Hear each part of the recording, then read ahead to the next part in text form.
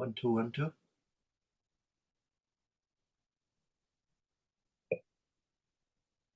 Okay, you can all hear me, right?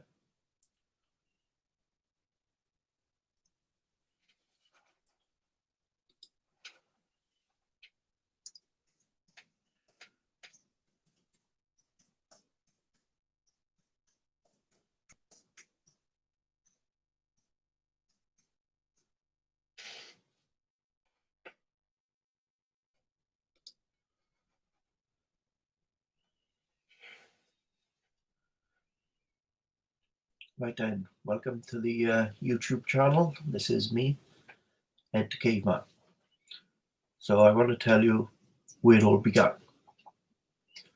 So basically, during lockdown for the coronavirus, I was at a loose end, so I thought it'd be a good time to bring out the brand EdtheCaveMan, which is me. Full name Edward Lewis. So basically, I've been playing games, streaming them on Twitch, that's through Amazon, and been enjoying myself. So I thought it was time to introduce myself to the wider world. So here I am today. Now this is my first YouTube video, so there's going to be a bit of teething problems, I'm sure. So just be patient with me and try and enjoy what you see, right? Now, I'm right to the end of my 30s, so that'll give you a clue how old I am. But I'm still in my 30s. So I was born just outside Cardiff in South Wales. And the house I live in, I've lived in ever since. So this is the only place I know how where to live. So sorry.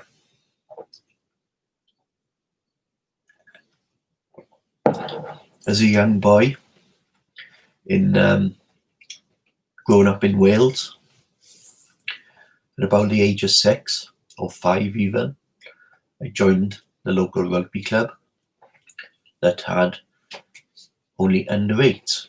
So as a 5-6-year-old boy, I was playing with 8-year-olds.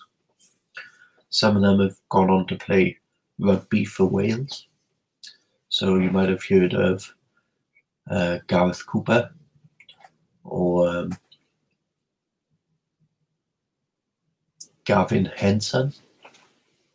So I played with both those players. There are other players that are very successful, like Gavin Cattle, and then also there are older players at the club where I live, and those players include Scott Gibbs and Gareth Thomas. So Gareth Thomas was very famous for playing rugby and at the highest level, but I think he was one of the first players to come out as being gay, and he's just always on the telly now. He's known as Alfie. You might have heard of Alfie's Angels or something like that, but Gareth Thomas is very successful. He always says Bridgend is his favourite club and favourite town, but his younger days were nearer to where I live. So when I got to about 12 or 13, the rugby team got too good. I was too small, and I couldn't get in the team, right? So it wasn't really my sport.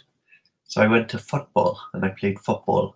So if you're in America watching, you'll be knowing this sport as soccer, but I've always called it football. So I played from like the under 13s, under 14s, something like that. got up to quite a high level. There was a possibility I could have played for a Welsh team. I attended a football school of excellence in South Wales. Went on tour and played a youth team in Barcelona. Had a couple of trials for Wales, and basically the standout player in Wales that was head and shoulders above everyone else in terms of ability was Michael Owen, the Liverpool Real Madrid player. I think he had the Ballon d'Or one year, and very famous Michael Owen is. He's on BT Sports. So coming up against someone like that, you're so far off the pace sort of thing. He was just so good. So other players I faced was Robert Earnshaw, and I played a game against him. It was a 2-leg tie, and you could tell he had all the skills and so on, but he's very, very small. He's a very slight man, Robert Earnshaw, as a boy, and the tactic was to keep him outside the box, because at that age he couldn't score from outside the box. He didn't have the power in his shot, and I more or less marked him out of the game, right? But the one thing I would say, his teammates knew how I wouldn't say fragile, but and I wouldn't say weak either. But the sort of thing is, if you went in hard on him in a tackle, the other teammates would surely give you a kickback, So there's especially one strike partner. He's very protective of Ernie, Robert Earnshaw. So my local club is Cardiff City, and Robert Earnshaw went on to play for Cardiff City, and he was a club legend there and still is. So those are my days of football, and then rugby first. But while I was playing rugby, I did have an interest in football,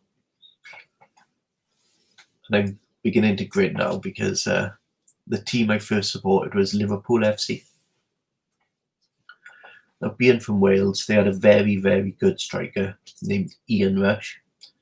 And anyone who knows anything about football will have known Ian Rush. Scored over 300 goals, I think, for Liverpool. So every time he was on the telly, he was scoring a goal. And I soon became to like Ian Rush. And I soon became to like Liverpool. And at that time, Liverpool were winning everything. Every league, every cup. So 89, 90. So that's what, 30 years ago. There was the Hillsborough disaster. And I remember seeing it on the TV. And then I'd go into school the next day on a school bus. And everyone was really upset. The kids being kids, not knowing the importance and the tragedy of it all, and how many lives are affected and stuff. The kids were making jokes about it, and it was really upsetting. And now I don't want to upset any Liverpool fans or any families, and I have the highest respect for you all. But they're on a school bus and Liverpool fans like a jam sandwich and stuff like that. And looking back, it's really disgusting, right? So that year, I think Kenny Dalglish was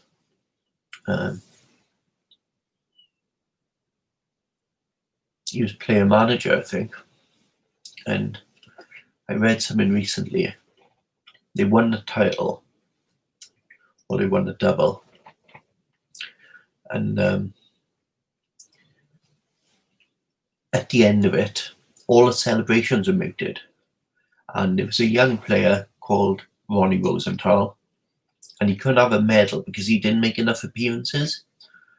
So there was another player called Steve Nicol, or Steve McMahon, is one of the two because they both played. And he was so used to winning medals that it was nothing new. It wasn't new at Liverpool to win trophies and titles. It was what was expected. It was the norm. So that year, everything was different because of the Hillsborough disaster. So it was a very quiet celebration afterwards in the changing rooms. Now, little did they know that they'd have to wait 30 years until this season to lift the top league trophy in England. Again, 30 years. So I know people who've supported Liverpool all their life who've never seen them lift the title until now. But I had the luck or whatever to see it a couple of times that I can still remember. So also in that year, Italia 90, the first World Cup I can remember in football. And you might see him on BBC all the time now, Gary Lineker. What a player he was. He had a teammate, Paul Gascoigne. What a player he was. He's very famous for crying in that World Cup because he picked up a booking and he would have missed either the semis or the final. And Gaza crying is a famous image. But it weren't all about England. As you know, I'm Welsh. There's an Italian called Schillaci. I think he picked up the golden boot. And he was just really good, Schillaci. He was just scoring all the time. I remember David Platt goal for England. The standout was Diego Maradona. I fell in love with the Argentinian team of that year. I think the goalkeeper got injured in the very first match, and so they had a sub goalkeeper carrying them through the whole of the tournament, and Diego Maradona was the star man, and he just had skills like I'd never seen on a football pitch before. And I followed his career right up until the demise, and with all the drugs, etc., and the weight he put on. But I still think he's fantastic. And ever since then, the number 10 shirt for Argentina has carried a major burden. And everyone who's played in that number 10 shirt has been hailed the next or the new Maradona. I think one of the players I can remember is Aymar, and another one's Ortega. But they weren't going to be as good as Maradona. They were good players, but just never happened. Another player they had is Batistuta, Gabriel Batistuta, but he wasn't the number 10, he was the number 9. He scored a lot of goals. He wasn't a playmaker.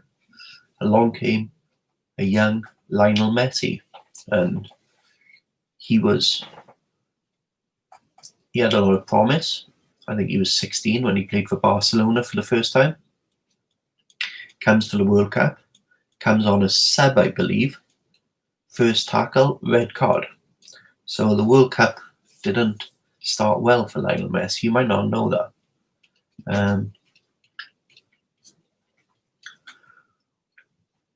But he was on the radar. I saw him in Argentina, started seeing him at Barcelona. So as the years go by, right, Barcelona and Messi grow together. They're still going strong today, and I believe he's the best player that's ever graced the planet now, Lionel Messi, and he is the new number 10 for Argentina. And everyone now is saying they're the new Messi, like the new Mexican Messi, the new, I don't know, the Welsh Messi, the English Messi, whatever you want to say. Everyone's looking for the new Messi.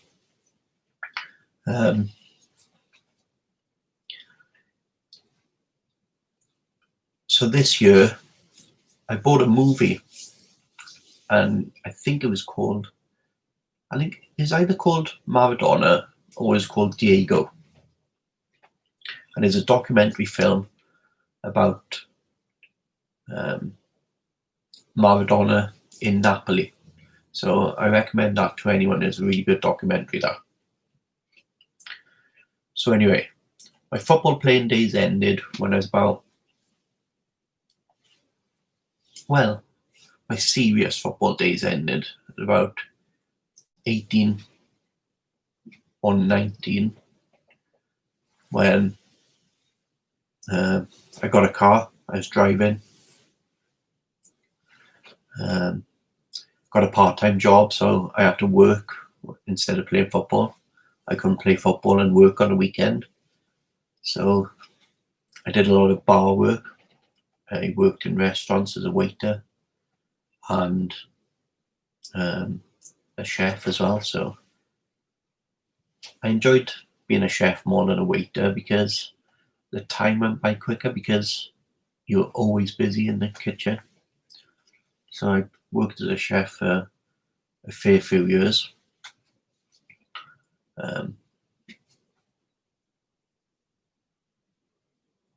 And then I finished my exams in school, went to college after being a chef for a while, finished off my qualifications, I went to university. So I'd always had an interest in the law, and when you're a youngster, you think the law is purely the police arresting you. You go to jail, or a lawyer looks after you and keeps you on the street. So the first thing I learned about law is that side is just criminal law, and criminal law is just a small part of the law. Anything you think of in life, there's a law about it. I like to think that anyway. There's laws, there's regulations, there's bylaws, and so there's two sides to every argument, or to every dispute, and lawyers need to fight it out to protect what is right and make sure that common sense is seen, and based on what sort of MPs do in Parliament, that in a democracy, what's intended by the people is actually seen out through the courts of law. So I studied law in a university near where I live. I was offered a place in a university in England, but it wasn't a correct course for me, so I decided the course was more important than the university. So I studied near to home. So that took 3 years, and I graduated. So I'm a Bachelor of Law. So my title is Edward Lewis LLB. So if you go past a solicitor's next, have a look at the names on the doors, and they'll all have LLB after them. And that's what I have after my name. So just to confirm, I'm a qualified lawyer, and I worked for a number of years. But then in 2010, it was a tough time in my life, and I don't want to go into it in detail, but work became too stressful, and I retired in 2010. So since then, been living out in the countryside, enjoying myself a lot more. And my sister got married and she's had 2 children. So I'm the really cool uncle to the 2 children. And I spoil them and treat them like they're my own kids. And we've got a really close family we have. So I see the kids most days. I see my parents every day. And my cousin also is really close to us. He's had a couple of health scares, but he's going strong. So that's all about my family. Now, one of the games I do play a lot is eFootball PES 2020. Now, just a little bit of the history of the football game from Konami. I remember it as a child, International Superstar Soccer. And I think I had to play it over a friend's house because I did not have a Sega. And I do not believe it was on the Nintendo I had, but I might be wrong. Maybe I just didn't own the game. Maybe that was it. I didn't buy the game. And when I bought a PlayStation 2, and I think the PlayStation 2 was like the biggest rise in standard of gaming. Pro Evolution Soccer came out. And I must have been, I don't know, about 19, 20, something like that. And I played that game to death. It was such a good game, Pro Evolution Soccer. And the boys would come around, we'd all gather, we'd play it all through the night, we'd play multiplayer, we'd have tournaments, and it was soon evident, right, no one could beat me. There was 2 of us playing. I had a mate called Festa, okay? So big shout out to Festa if you watch it.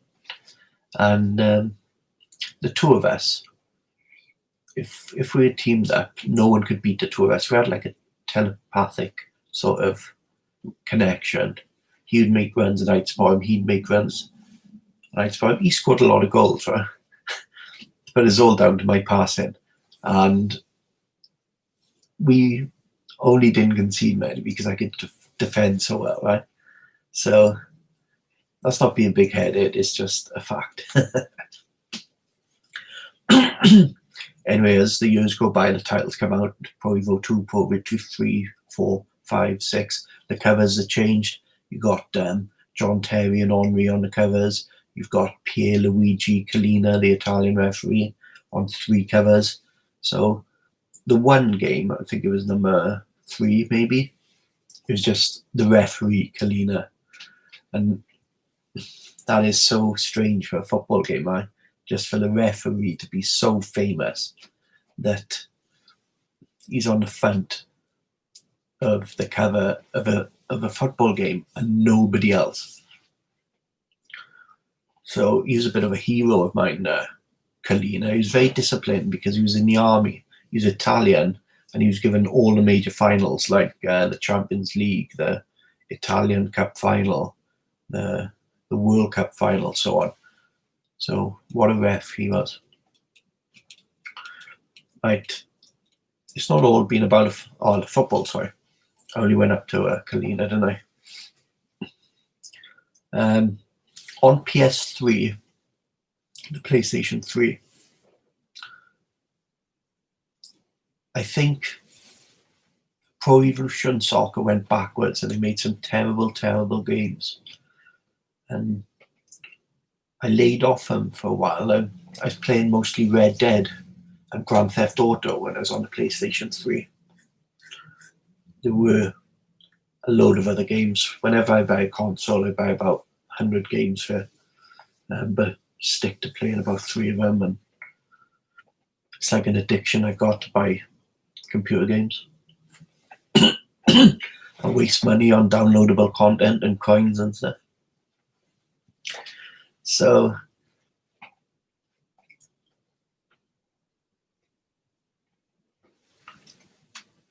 after the PS3, the PS4 came out. And I didn't buy it to start with because I lost interest in gaming. But maybe, I don't know, 3 years ago, I wanted to get back into it. And I'd seen other people play. And I bought myself the PlayStation 4. So started playing certain games. One of the first games I came across was Uncharted 4, Thief's End by Naughty Dog. And what else can you say about that game? If you played it, it is a fantastic game. Naughty Dog did a really good job. And it was amazing. Now, that wasn't the first I'd seen of Nathan Drake. I'd played his games since number 1, number 2, and number 3 in Drake's Fortune, I think, the first one, Uncharted. And there's one called Among Thieves, I think.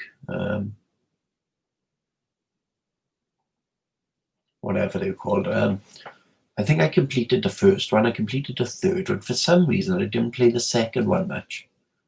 It was that time of the PS3 that I lost interest a bit. So when the third one came up, I made sure I completed it. I never went back to the second one. So number 4 then, which was PlayStation 4, completed, and I was just blown away. It's just like the best game ever. And then I read an article and it was a panel and it was a survey, and the question was, what's your favorite game ever? And out of like 8 people, like 7 of them said The Last of Us. And I thought that's a bit of a poor title for a computer game. Like I was used to all these exciting names, and I thought The Last of Us was pretty poor. So I checked it out, and it was made by Naughty Dog. So on the PS4, I got a remastered version. Put the disc in.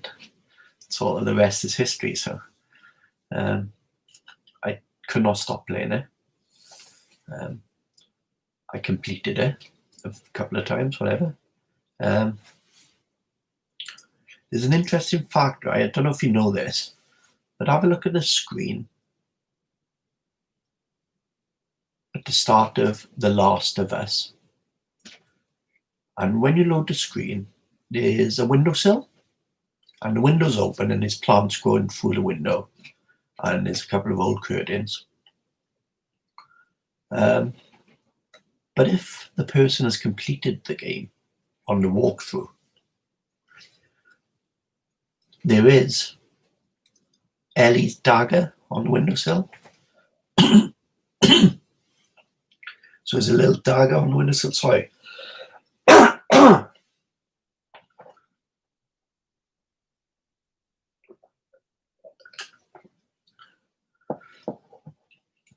So when you see this streaming and there's no dagger on the windowsill, you know they haven't completed the game yet, which is quite funny. So since then, I've only had to wait sort of 3 years for this game to come out. Some people might have waited, I don't know, 6, 7, more, 10 years, I don't know. The Last of Us Part 2. Is it about 2 weeks old now, or just a week? I think it's just a week, isn't it? So last week maybe. So I started playing The Last of Us Part 2. I think it's a fantastic game. I've waited for ages for it to come out. I'm not disappointed. Some people are disappointed. I don't know what else Naughty Dog can do to satisfy these people, right? All I'm going to say, it's a very, very good game. And if you're thinking of going and buy it, you should. I'm not going to give any spoilers at all, because it would, I wouldn't want to ruin it for you.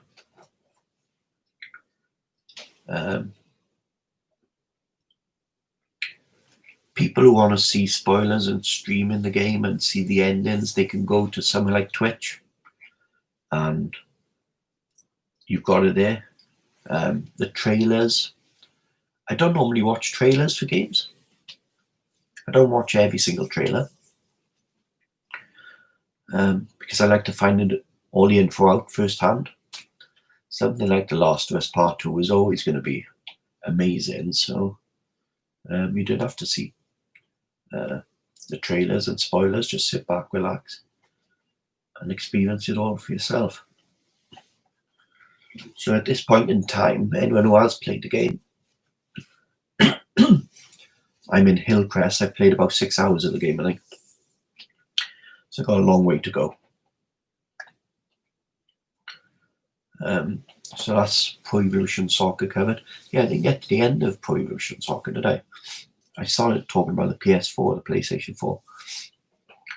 So I think the PES games I got was 2017, 18, 19, and then 20. So in 20, they renamed it to eFootball PES 2020. And they really pushed the eFootball. They wanted people playing esports, the internet. I think I need some breakfast. The online mode got more competitive, and it's grown in a big way. So in about November time, they launched that they were going to do this Euro 2020. Right? They were the official partner of the European Championships, Euro 2020, and they wanted to run an esports competition alongside the official competition. So I thought, oh, hello, this looks good. So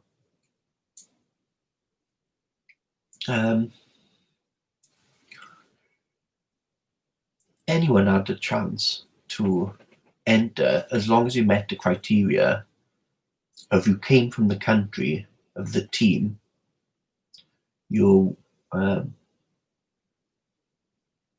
willing to or wishing to represent. So I am Welsh, and I wanted to play for Wales. So I met the criteria. So I entered the tournament on the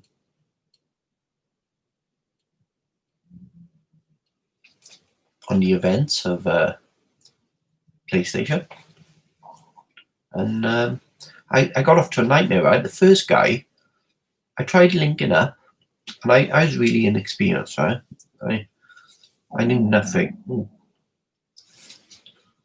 How embarrassing! I knew nothing about online play and stuff. So I go to play. We try to match make, and he says, "Okay, have you got FIFA?" And I'm like, "No, I haven't got FIFA." And he sort of insulted me a bit, and he said, "How do you expect to play if you haven't got FIFA?" So I said, "Oh, sorry, I thought this was Pro Evolution Soccer." And he said, "No, it's FIFA." So I said, "What should I do?" So he said, "Just confirm the loss, and I'll take the win by default." So I confirmed the loss and forgot about it, right? So I did a bit more research then, and it's like, no, this is Pro Evolution Soccer, man. I didn't deserve to lose our match, and by which point it was too late to argue the case, and so on. So there was a second qualifying thing. Now the first one was a boy called Ryan. He won it, I think. He must have. So the second time, I was a bit more experienced. I was entering the knockout stages, and I won a couple of games, and before I knew it, I was the representative for Wales along with Ryan. So the two of us went through to the tournament in, I think it was January, could have been February, and then there was another round then. No, what am I thinking? It was the beginning of March, and then 2 weeks later, the middle of March, and it was just before the coronavirus lockdown, right? We just squeezed it in. Coronavirus was about because they didn't know if we were going to make us play. Right, my memory's gone a bit, right, because there's a lot has happened since then. But I think there was a question if it was going to go ahead, and we got the league finished. It was over 2 weeks. We played a night for 5 hours. 2 weeks passed. We played another night to the return fixtures for 5 hours, and that was it, right? So we had a couple of tough teams in our group, and Wales being Wales, we're not the strongest team, right? We didn't have a centre forward, and we got famous players like Bale and Ramsey. Now Dan James is in the team, but he's so young. Pairs haven't really made him that good, so it's basically Ramsey and Bale against the teams you come up against. So you haven't got a centre forward to score the goals. You haven't got anyone on the left. And the defence is weak. The midfield's weak apart from Ramsey. So me and Ryan did pretty well, right? In the group stage, we played Italy. And when the draw was made, I was watching sort of the eFootball guys, the commentators, and as soon as they'd drawn, they were back in Italy, right? They got some really good players, professional players who play the game professionally for clubs like Juventus or, I don't know, Barcelona, I don't know. Just because you're from Italy, you don't have to play for an Italian club. But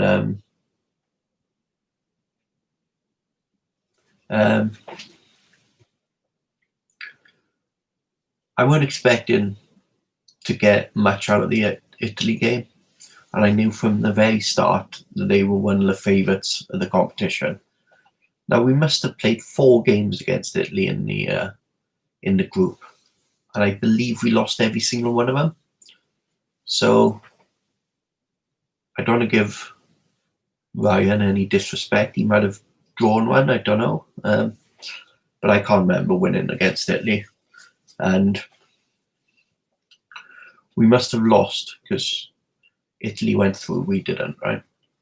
And a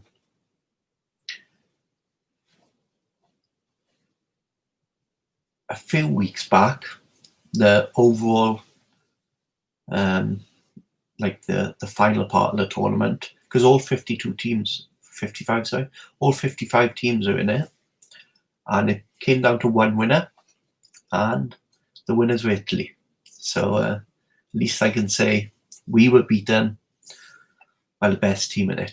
So congratulations to Italy, and it was fun. So with the pressure of representing my country in pairs, it created a bit of a panic. So I had to play the game non-stop just to gain the experience, right? And all I wanted was human opponents, not the computer. So I started playing ranked matches, which people took seriously. So I was playing that all the time. Didn't matter who I picked, just get teams, try out formations, try out managers, try out players. I lost a hell of a lot of games, right, because there was no consistency. And all this time I was putting loads of money into the game to get coins so I could unlock new players, featured players, legends, everything, right? I wanted everything in the game. And it was all to help with sort of my development, maybe call it. So it must have been between Christmas and March, I must have spent thousands on the game, right? Because I'm talking about like £200 a month I was spending on the game, right? So that's not thousands, I know. I like to exaggerate. And then as soon as the tournament was over, it was a big relief to me, actually. I could sit back, relax. I didn't have to worry about doing well on pairs anymore. So May comes along now, 2 months later, where I can't think of the word, because of, they're called not shadowing. We can't leave the house, right, because of someone has cancer in the house and there's elderly people living here. So it's not self-isolation. We just can't leave the house for 13 weeks. So I play a lot of computer games again. And one of the main things I'm playing is pairs, just for fun. And I discover a thing called Twitch. And Twitch is owned by Amazon. And it's a platform where I can play games and I can broadcast them for people to watch. And I thought, I don't mind giving that a go. So I watched a load of people doing it. I've seen videos and advice of what to do and so on. And I've taken things on board. I made loads of silly errors. I call them schoolboy errors. I've done some stupid things, right? I've been caught naked on camera. That's not strictly true, right? But topless. I've been caught swearing when I shouldn't be.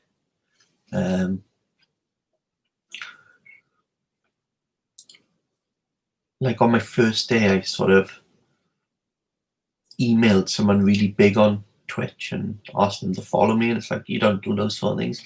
So everyone makes mistakes, right?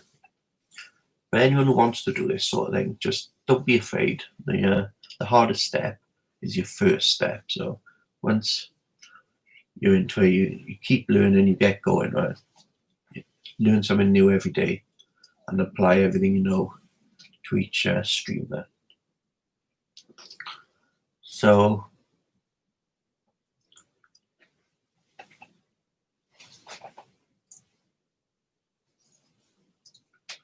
I'm trying to build up my following on Twitch. I'm trying to build up my following on YouTube. I'm going to have Twitter and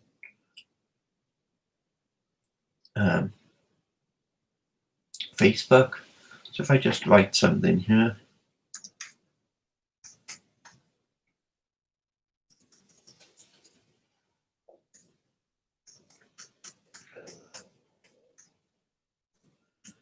everything is sort of EdtheCaveMan. So Twitter is at EdtheCaveMan.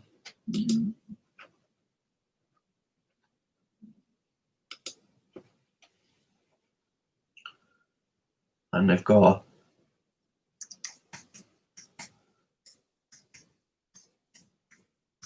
an email address.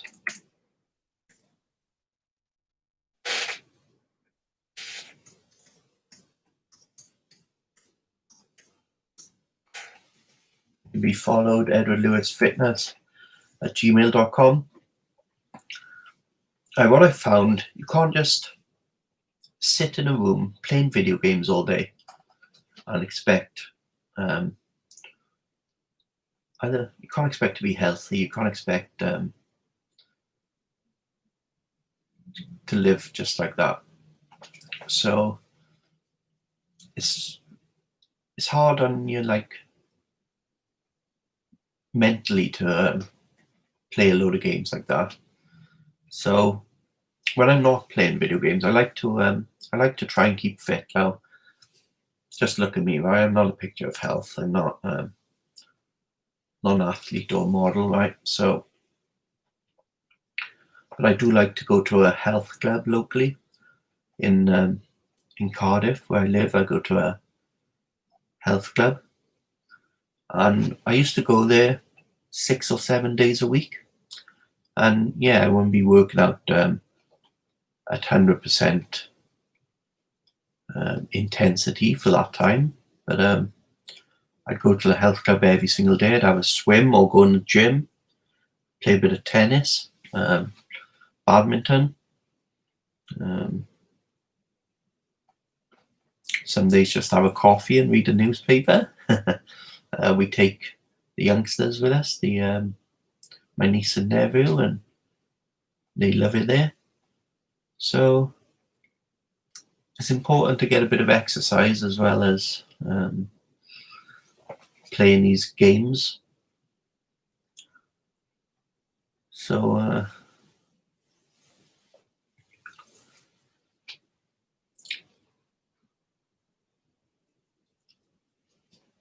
haven't spoken much about family life. My status, right? I'm single, no children. So that's another fact to know about me. I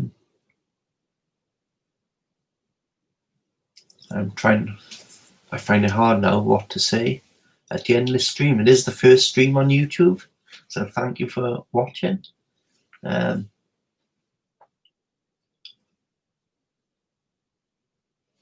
One thing I would like to add, I used to work in a nightclub, and it was great fun. And I used to go out drinking with the boys and the girls. And I soon discovered if I was going to be out in the clubs and the bars all the time, why didn't I work there, enjoy all the fun of being there and getting paid for it, right? So I worked in a couple of nightclubs, and when I have a bit of spare time in the night, I do enjoy having a beer or two. So I'm not going to lie, I do drink alcohol. I do not smoke, I do not vape, and I don't do any drugs, but enjoy a couple of bottles of beer every night. So that's my one downside. So basically it's going to come up to 50 minutes now. So I'm going to end the stream. So just to remind you who I am, I'm EdtheCaveMan. Welcome all. Hope you've enjoyed it. Please follow me, like, share, whatever you do on here. I'm just learning the ropes. So you'll be hearing a lot more of me soon.